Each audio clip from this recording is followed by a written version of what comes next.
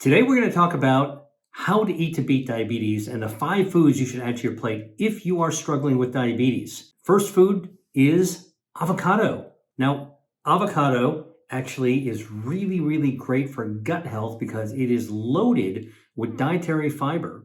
And the dietary fiber from avocados feeds your healthy gut microbiome. And a healthy gut microbiome lowers inflammation, which is actually a problem in diabetes because the diabetic state makes your body inflamed. It's pro-inflammatory. The other thing that avocado does is actually makes your body more sensitive to insulin. And this is really important if you have type 2 diabetes. It allows your body to actually draw in that fuel, that energy from sugar and carbs that you might have in your diet as well.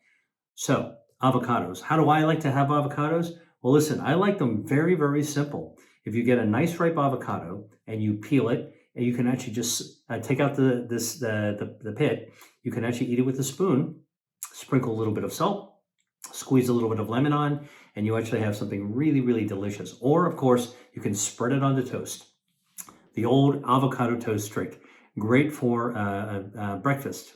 Okay, food number 2, goji berries. You know those little red and orange berries that you'd find in an Asian market? Well, these are considered herbal medicines. They're actually used in China as tea. Guess what goji berries do?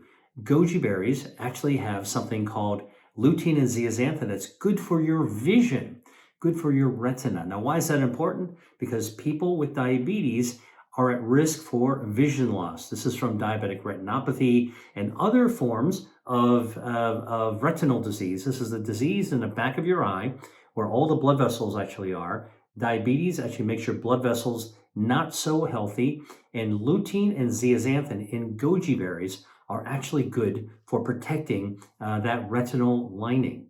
So, number 2 is goji berries. Number 3, broccoli sprouts. Broccoli sprouts actually boost your immune defenses, and diabetes is a state where your immune system is actually depressed. It's an immunocompromised, immunosuppressed state. So anytime you can actually do anything to boost your immune system, that's a good thing. So how do you do this? Well, broccoli sprouts are basically baby broccolis. They're only 3 to 4 days old, but guess what? Broccoli has something called isothiocyanates or ITCs, and these are immune boosters, and broccoli sprouts have 100 times more of these ITCs, these helpful immune boosting bioactives. And studies have actually shown that if you actually have broccoli sprouts after getting a flu vaccine, for example, you can boost your immune response by up to 16 times. And so this is really powerful, a way of actually supporting your immune system.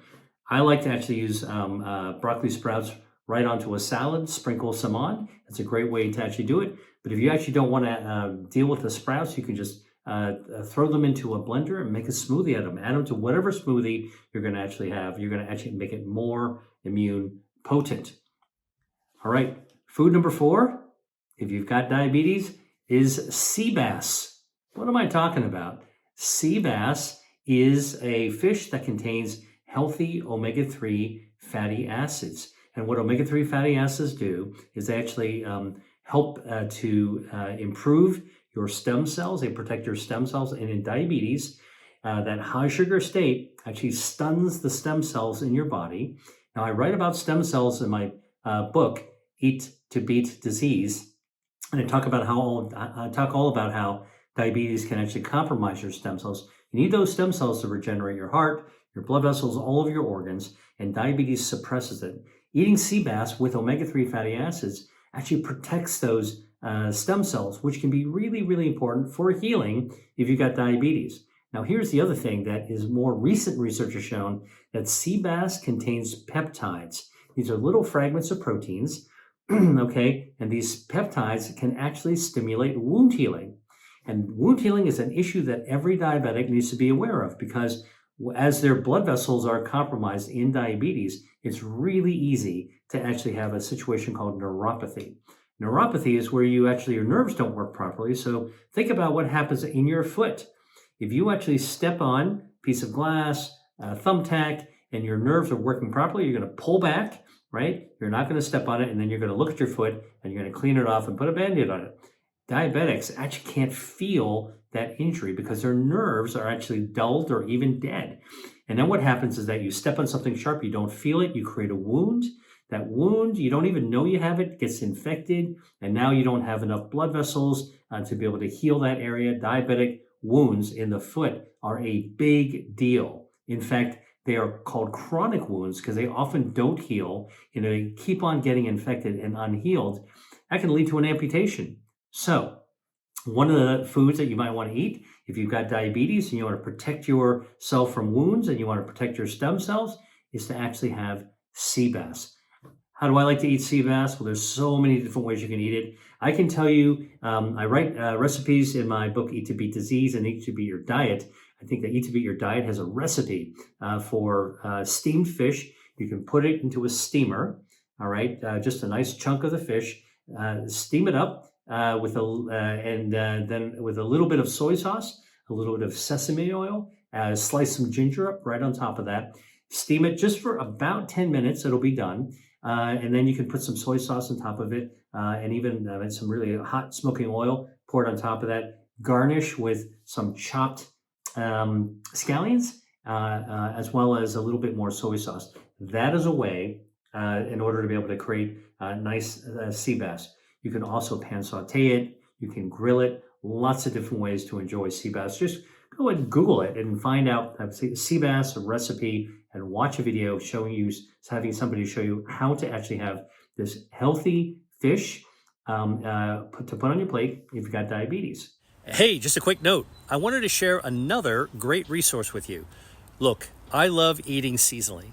When foods are in season, they taste fresher, their flavors are better, and they have, more importantly, more bioactives that help your body activate your health defenses. So they're better for you as well. And I put together a special guide that shows you some of these foods called 3 disease-fighting foods for the spring. Trust me, these are the foods that you're going to want to put in your cart the next time you're in the grocery store or when you're at the farmer's market. Get my guide for you right now for free in the caption below. Now, let's get back to the video. And the 5th food you should actually have are seafoods, other types of seafoods that can have omega-3 fatty acids. Now, obviously, you can actually have mackerel and anchovies, salmon. Those will have the omega-3s, but I bet you didn't know that clams and mussels and oysters, which many, many people love, also have omega-3 fatty acids. So, and again, those omega-3s protect your stem cells and they actually promote healing. And they actually help level off your blood lipids and lower inflammation as well. Again, these are all issues that you want to think about countering if you have diabetes. Okay, so what's my favorite way of actually cooking clams or mussels?